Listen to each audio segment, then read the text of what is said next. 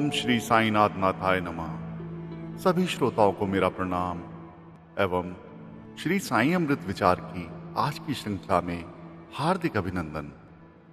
मित्रों, बाबा हमेशा कहते रहे हैं कि अपनी सब बुराइयां मुझे दे दो, अपने दुख मुझे दे दो, मैं तुम बन जाता हूं और तुम मैं बन जाओ। आज भी हम इसी उद्देश्य के साथ शिरडी जाते हैं। हमारी इच्छा होती है कि हम शिरडी पहुंचें तो बाबा की शरण में जाते ही हमारी समस्त इच्छाएं पूर्ण हो जाएं और सारे पाप दुष्कर्म दूर हो जाएं, सारी बुराइयां मन से काफूर हो जाएं। जब हम शिरडी से लौटें तो मैं बनकर नहीं, साईं बनकर आएं। मैं यानी अहंकार और साईं मतलब हम। जब मैं धीरे धीरे हम में तब्दील हो जाता है तो व्यक्ति मैं के बारे में नहीं, हम की भलाई में सोचने लगता है। जब कोई व्यक्ति मेरे तेरे के फेर से परे हो जाता है तो उसकी जिंदगी बदल जाती है। इंसान उपयोगी बनने लगता है। ऐसे इंसान को कहीं और योग की तलाश नहीं करनी पड़ती। दूसरों के लिए उपयोगी बनने से इंसान योगी बन जाता है।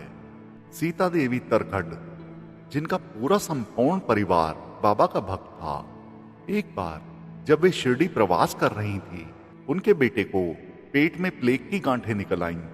वे घबराते हुए बाबा की शरण में दौड़ी चली आई। पहुंचते ही दुखी मन से बोली, देखिए यह क्या हो गया देवा, मेरे बेटे को प्लेग की गांठें निकल आई हैं। बाबा ने आसमान की ओर देखते हुए कहा, आसमान बेहद काला हो गया है, लेकिन बादल भी बस छटने ही वाले हैं। इतना कहकर उन्होंने अपनी कफनी ऊपर की। लोगों ने देखा बाबा के शरीर पर प्लेग की 4 गांठें थीं। सीता देवी उनके चरणों में गिर गई। वापस घर लौटी तो देखा बेटा ठीक हो गया है। प्लेग की गांठें गायब हो गई थी। श्रीमान खारपड़े अपने जीवन की उल्लेखनीय घटनाएं एक डायरी में लिखते थे। इसमें खारपड़े ने बाबा के कई चमत्कारों का भी वर्णन किया है। उन्होंने लिखा कि बाबा की उनसे बड़ी अतरंगता हो गई थी।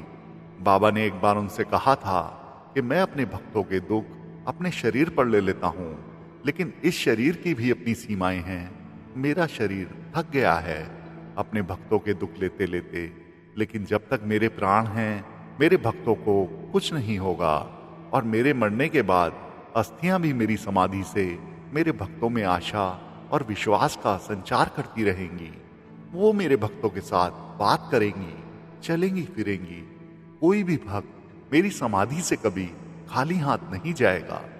बाबा ने इसे निभाया भी और आज भी निभा रहे हैं और आगे भी निभाते रहेंगे। मालसापति दुनियादारी से एकदम दूर रहते थे। हालांकि पहले तो उनका आभूषणों का काम था, यानी वे पेशे से सुनार थे, लेकिन दुनियादारी में उनकी रुचि नहीं थी। दुकान चली तो ठीक, नहीं तो कोई बात नहीं। वो पहले खंडोबा और उसके बाद बाबा की शरण में आ गए थे। बाबा के भक्त उन्हें समय समय पर उनकी जरूरतों के लिए पैसा देने की पेशकश किया करते थे, लेकिन मालसापति हर बार इनकार कर देते थे। बाबा की भी इसमें रुचि नहीं थी कि मालसापति पैसों के मोह में पड़कर अपनी आध्यात्मिक उन्नति की राह कमजोर कर दें। वे बाबा की ही तरह भिक्षा मांगकर गुजारा करते थे। यह दिसंबर 1886 की बात है। बाबा को श्वास की तकलीफ हो गई थी। तब बाबा की ख्याति इतनी नहीं फैली थी। बाबा ने मालसापति को अपने पास बुलाकर उनकी गोदी में अपना सर रखा और बोले, मालसापति, मुझे बेहद तकलीफ हो रही है। मैं 3 दिन अपने पिता के पास होकर आता हूँ। यदि मैं 3 दिन में नहीं लौटा तो यहीं पर मुझे गाड़ देना और उस पर 2 झंडी लगा देना, जिससे तुझे याद रहे कि मेरा साईं यहीं रहता था। यह कहकर बाबा ने आंखें मूंद ली और निष्प्राण हो गए। मालसापति रो भी नहीं सकते थे। उन पर कितनी बड़ी जिम्मेदारी थी कि अपने गुरु, अपने मित्र, परमात्मा यानी कि सर्वस्व को संरक्षित करके रखना है। शिरडी वासियों को तो लगा कि बाबा के प्राण पखेरु उड़ गए हैं, लेकिन मालसा को विश्वास था कि बाबा वापस आएंगे। उसने 3 दिनों तक प्रतीक्षा करने की ठान ली। एक दिन तक गांव वालों ने बाबा का इंतजार किया, कुछ नहीं हुआ। साईं के शरीर में प्राण नहीं लौटे। दूसरे दिन कुछ गांव वाले जाकर सरकारी अधिकारियों को बुला लाए। वे मालसा के साथ जोर जबरदस्ती करने लगे कि हम इस शरीर को यहाँ नहीं रखने देंगे, इससे बीमारियां फैलेंगी। मालसा ने कहा, नहीं, मैं बाबा के कहे अनुसार 3 दिन इंतजार करूंगा, उसके बाद उनके कहे अनुसार ही उन्हें दफन कर दूंगा, लेकिन तब तक हाथ नहीं लगाने दूंगा।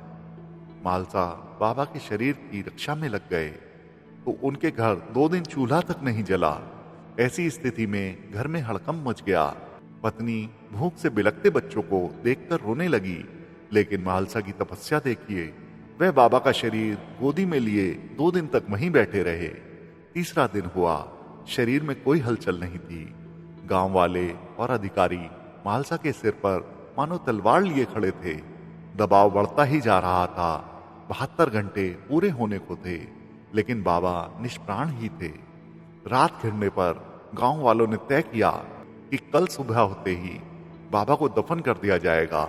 अचानक सभी देखते हैं कि बाबा के दाएं हाथ की उंगली में हरकत हुई और वो उठकर खड़े हो गए।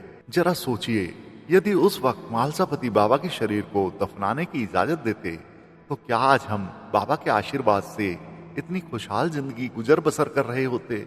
हमारा दुख कौन हर रहा होता? हमें सच्चे मार्ग पर कौन ला रहा होता? क्या हजारों भक्तों को बाबा से सीधा साक्षात्कार हो पाता? ऐसे थे साईं और उनकी यौगिक क्रियाएं।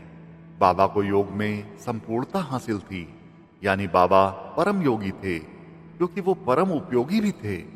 मित्रों, साईं को मानना अलग बात है और साईं की मानना सर्वथा अलग। बाबा को तो हम बहुत मानते हैं और जितना उनको मानते हैं उतना ही उनसे मांगते भी हैं। बात है साईं की मानने की, अपने मन को किसी भी वृत्ति से दूर रखने की, साईं की तरह परम योगी बनने की। लेकिन हम तो योगी भी नहीं बन पाते।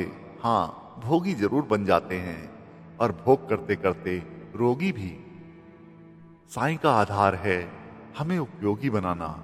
जब हम दूसरों के लिए उपयोगी भी बन जाते हैं तो हम अपने आप योगी भी बन जाते हैं। इस तरह से हम साईं तत्व के और करीब आ जाते हैं, साईत्व को प्राप्त कर लेते हैं। उपयोगी बनने पर चित्त की वृत्ति रुक जाती है और ममता का भाव समता के भाव में बदलने लगता है। दुख, शोक, मोह और भय सुख, शांति और आनंद में बदल जाते हैं। देने का सुख लेने के भाव से अलग होता है। जब आप मांगते हैं तो भिखारी से लगते हैं। कहते हैं कि अमीर मंदिर के अंदर भीख मांगता है और गरीब मंदिर के बाहर। देने का भाव आपको राजा बना देता है और राजाधिराज साईं के पास ले आता है। तो मित्रों, आज के श्री साईं अमृत विचार में बस इतना ही। बाबा सबका भला करें। ओम साईं राम।